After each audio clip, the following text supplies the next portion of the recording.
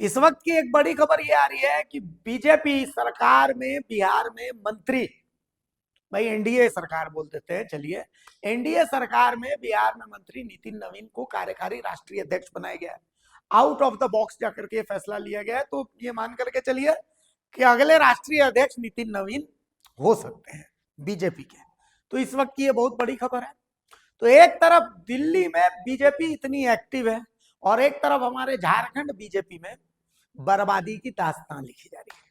कैसे लिखी जा रही है उसके लिए मैं आपको पहले स्क्रीनशॉट दिखाता हूं। देखिए ये अभय सिंह है।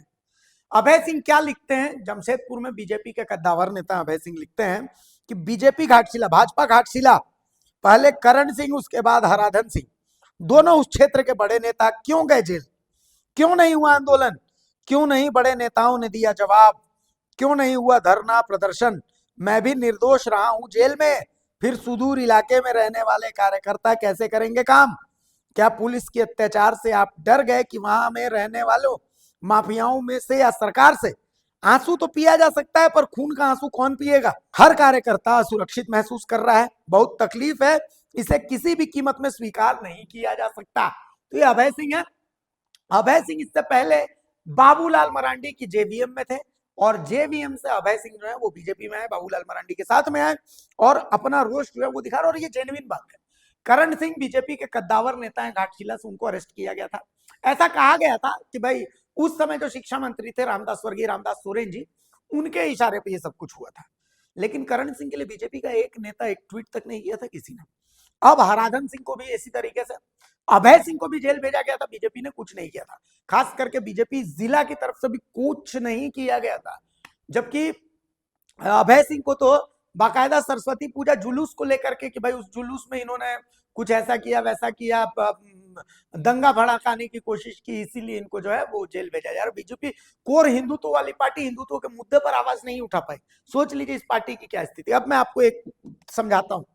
बीजेपी फिलहाल मंडल अध्यक्षों का चुनाव कर रही है, मंडल प्रतिनिधियों का भी चुनाव कर रही है कि भाई संगठन विस्तार हो रहा है, बहुत अच्छी बात है। एक बाबूलाल मरांडी का एक पुराना बयान है, उस बयान को पहले सुन लीजिए बाबूलाल मरांडी का।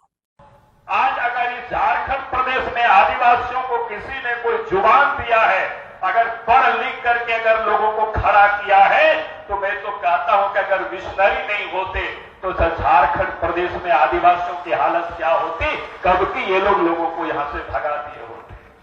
आज अगर इस झारखंड प्रदेश में आदिवासियों को किसी ने कोई जुबान दिया है, अगर पढ़ लिख करके अगर लोगों को खड़ा किया है, तो मैं तो कहता हूं कि अगर विशनरी नहीं होते तो झारखंड प्रदेश में आदिवासियों की हालत क्या होती, कब की ये लोगों को यहां से भगा दिए होते। सुना आपने?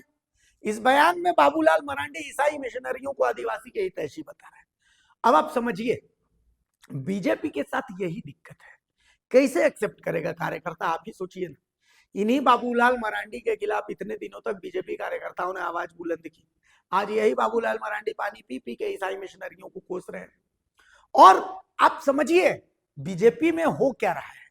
बीजेपी में हो ये रहा है कि बाबूलाल मरांडी को ला करके प्रदेश अध्यक्ष पद पर थोप दिया गया।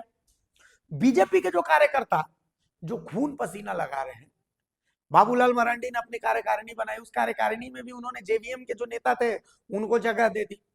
आप देखिएगा कि बीजेपी के इस संगठन में आपको कुड़मी उड़मी नजर ही नहीं आएंगे, आपको दिखेंगे ही नहीं। आपको या तो फॉरवर्ड लोग दिखेंगे या फिर आपको जो है वो कुछ एक और दूसरे चेहरे दिखेंगे, तो दिखेंगे जो बाबूलाल मरांडी के करीबी चेहरे। अब आप समझिए, आप ऊपर से देखिए ना, आप देखिए ले देखे अब जाकर के आदित्य साहू आए हैं, प्रदेश अध्यक्ष बाबूलाल मरांडी, इसके अलावा फिर प्रदीप वर्मा, झारखंड में कितनी जनसंख्या है उनकी, करमबीर सिंह संगठन मंत्री उत्तर प्रदेश से आए हुए हैं, झारखंड के बारे में कुछ भी नहीं पता है। आप देखते जाइए, आप स्थिति देख लीजिए। उपाध्यक्ष उपाध्यक्ष पता नहीं कितने बनाए गए हैं, क्या है, कौन कौन बनाए गए हैं, तो उनकी कोई भूमिका ही नहीं। राज्यसभा जिनको भेजा जाता है तो उनकी कितनी फीसदी जनसंख्या है, क्या है। जो आप सोशल जस्टिस की जो बात की जाती है, तो आपको उसका जो सोशल इंजीनियरिंग उसका तो ध्यान रखना पड़ेगा ना भाई, कैसे नहीं रखिएगा। अब बाबूलाल मरांडी चंपाई सोरेन के बीच आपस में बातचीत नहीं है, मतलब दोनों आपस में बनती नहीं है। चंपाई सोरेन अर्जुन मुंडा की आपस में बनती नहीं है। अर्जुन मुंडा रघुवर दास की आपस में बनती नहीं। रघुवर दास पूरे घाटशिला उपचुनाव में गायब थे, एक दिन काली जादू घोड़ा में एक शो किया तो किया, वो भी बहुत ज्यादा खबर चलने लगी, उसके बाद उन्होंने किया। पूर्णिमा साहू को घाटशिला के उपचुनाव में इस्तेमाल नहीं कर रहे हैं, मतलब किया गया। तो कुल मिलाकर के ऐसे में बीजेपी की तो ऐसी स्थिति रहेगी ही ना।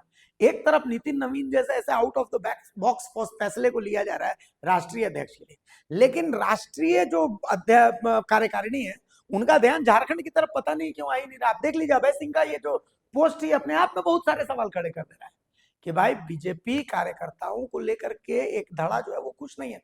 रघुवर दास को आप ले आए यहाँ पर, पार्टी में ज्वाइनिंग करवा दिया, उस कार्यक्रम में चंपई सोरेन थे ही नहीं। तो मतलब चल क्या रहा है बीजेपी में? मंडल अध्यक्ष अभी बनाए जा रहे हैं तमाम जिलों में कि भाई अलग अलग मंडल के अध्यक्ष बन रहे हैं, मंडल प्रतिनिधि, पर क्या वो धरातल के कार्यकर्ताओं को बनाया जा रहा है? कोई चेक करेगा?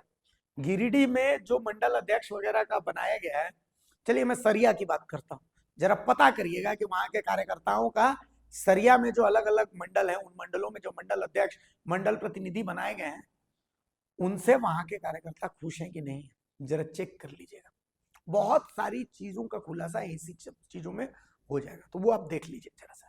तो बीजेपी को अगर आबाद करना है तो सबसे पहले जो ऊंचे पदों पर ये बूढ़े चेहरे बैठे हुए हैं जिनका धरातल पर कोई अस्तित्व नहीं है, इन चेहरों से मुक्त करिए आप। सबसे पहले ये काली थार, रोलेक्स, इन सब के चक्कर से बीजेपी को मुक्त कीजिए, तभी बीजेपी के पुराने दिन आ सकते हैं, वरना तो फिर कहानी खत्म है। खत्म, टाटा, बाय बाय।